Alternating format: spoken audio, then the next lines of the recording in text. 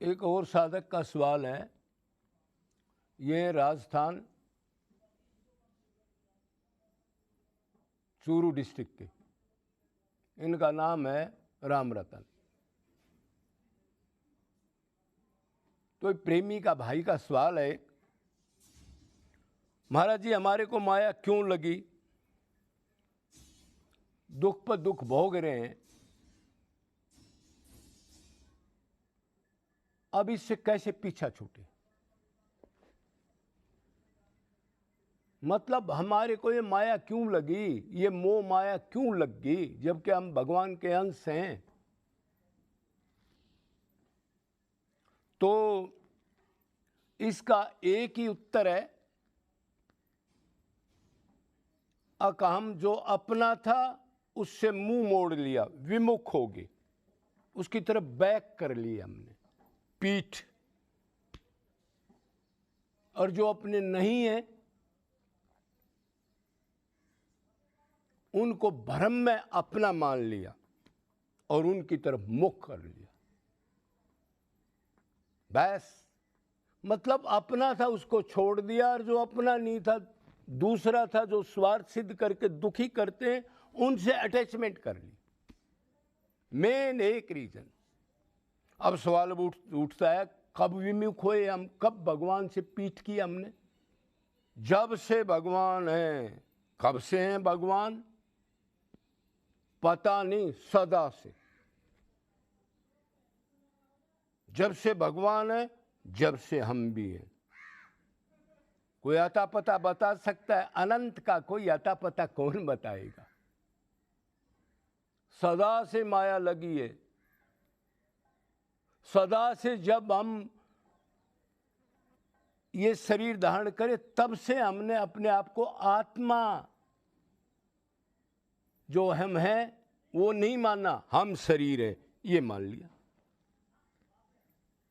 हम शरीर है तो शरीर के संबंधी अपने माता पिता ये वो जड़ चेतन दोनों मायाओं से अटैचमेंट होगी। एक जड़ माया भी होती है ना, प्लाट दुकान मकान गाड़ी पैसा जेवर, ये जड़ माया, इसका भी उतना ही चिंतन होता है चेतन जितना ही। किसी का मान लो गरीबी आ जाए करोड़पति का, तो सोच सोच करके फांसी खा जाता है। इतना ही चिंतन जड़ माया का है, इतना ही जो माया चलती फिरती दिख रही है, माँ बाप पति पत्नी ये वो यारी दोस्त, उनका भी इतना ही चिंतन। तो सदा से जीव विमुख है, सदा से अपने को शरीर मान के, शरीर के संबंधी मेरे हैं। शरीर के लिए में 5 कामनाएं हैं, मतलब 5 ज्ञानेंद्रिय हैं, तो 5 ही कामनाएं हैं। देखने की, सूंघने की, चखने की, स्पर्श करने की और सुनने की। बस इस शरीर को सुख दे करके इन कामनाओं के प्रति धन कमाना, चिंतन करना, एक दूसरे को धोखा देना, ये लाऊंगा सामान। किस लिए धन कमा रहे हैं? सामान आएगा। सामान का क्या करोगे? आँख को, कान को, नाक को, इनको सुख दूंगा, इनकी कामना पूर्ण करूंगा। जो 5 ज्ञानेंद्रिय, वो कह रही है मेरे को अच्छा रूप दिखा, वो कह रहा है मेरे को अच्छी चीज सुना, वो कह रहा है मेरे को असली चीज चखा, वो कह रहा है मेरे को स्पर्श करा जिससे मेरे को आनंद मिले, ऐसी चीज का आलिंगन करूं मैं। वो कह रहा है मेरे को कुछ सूंघा, सूंघने को बढ़िया चीज लिया। इसी चक्कर में जीव अपने झूठे जो संबंधी हैं उनको अपना मान करके उनके सुख के लिए और ये शरीर के सुख के लिए बस दिन रात यही कर्म करता है। दुख भी पाता है, लेकिन दुख पाने के बाद भी वही करता है। तो बेटा भी दुख देता है, बाप भी दुख देता है, माँ भी, पत्नी भी। जब उनका स्वार्थ सिद्ध नहीं होगा तो झल्ला जाएंगे, जवाब दे देंगे आपको। थोड़ी देर के लिए वैराग्य होगा, अरे मैंने इसके लिए दिन रात एक कर दिया, खून पसीना एक ही लड़का है, वो जवाब दे रहा है। एक बार वैराग्य होगा, फिर माया नहीं, दुनिया क्या कहेगी, है तो मेरा ही, क्या क्या कमाल होगा, कोई बात नहीं। फिर उधरी आकर के फिर उधरी पड़ जाएगा ये जीव। मतलब दुख भोगते हुए भी दुखमय सुख मान के उसी में गिरा रहेगा। जैसे सुअर बेचारा कीच में पड़ा रहता है, उसको कीच में ही मजा आता है।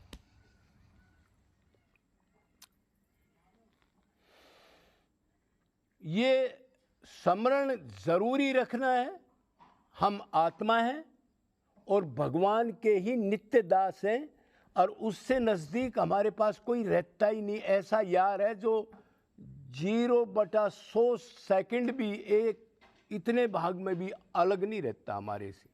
अलग रह जाए तो ये कैसे आत्मा को कैसे शक्ति मिलेगी, कैसे खाएंगे, कैसे अन्न पचेगा, कैसे धोखनी चलेगी। इसी शान को भूल गए। भगवान कह रहे हैं मैं ही धोखने के रूप में, वायु प्राणवायु के रूप में मैं ही तो हलचल कराता। लेकिन जीव कह रहा है अहंकार में, नहीं ये मेरे हैं। वो कह रहा है प्राण मेरे गबन नहीं है, तेरा अन्न का एक टुकड़ा नहीं पच सकता, जठरगनी के रूप में मैं नहीं बैठूं तो। फिर भी जीव कह रहा है नहीं नहीं मैं ही तो भगवान हूं। फिर नरकों में चला जाता है। लोग खूब धोखा देते हैं। अनंत बार अनंत शरीर धारण करे, अनंत गधा कुत्ता बिल्ली जेर अंडा पसीना दुख भोगा, लेकिन वैराग्य नहीं हुआ, अलग नहीं हुआ उस दुख से, निरंतर उसको पी रहा है, दुखी है। क्यों? अपने स्वरूप को भूल गया और धोखे की दुनिया में चला गया। जिस दिन कोई रसिक मिल जाए वो ही बताए इधर आ, कौन है तू? अरे तू तो नित्य शाश्वत उसका अंश है, जिसके नीचे अनंत ब्रह्मांड है, तेरे अंदर वो पावर है, तेरा वो है, खजाना है पूरा। किसके लिए धक्के खा रहा है? उसी से तेरा संबंध है, वही तेरा है, वही सदा तेरे हृदय में बैठ के शक्ति देता है। मूर्ख उसका धन्यवाद नहीं करेगा। गर्भ से निकला जो क्या हालत थी तेरी, जीव निकली हुई थी, रोता निकला था, इतना कष्ट मिला था। बस आया माया, माँ बाप ने उसको कह दिया ये कमा वो कमा, पढ़ लिख झूठ कपट सिखा दिया, बस वो फिर पड़ गया उसमें।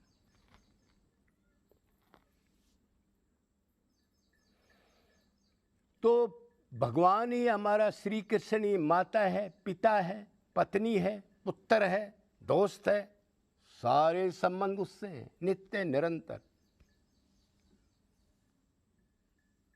तो फिर दूसरे संबंध तो दुख के हैं। तो यही ज्ञान है, इधर से हटाओ और इधर आ जाओ।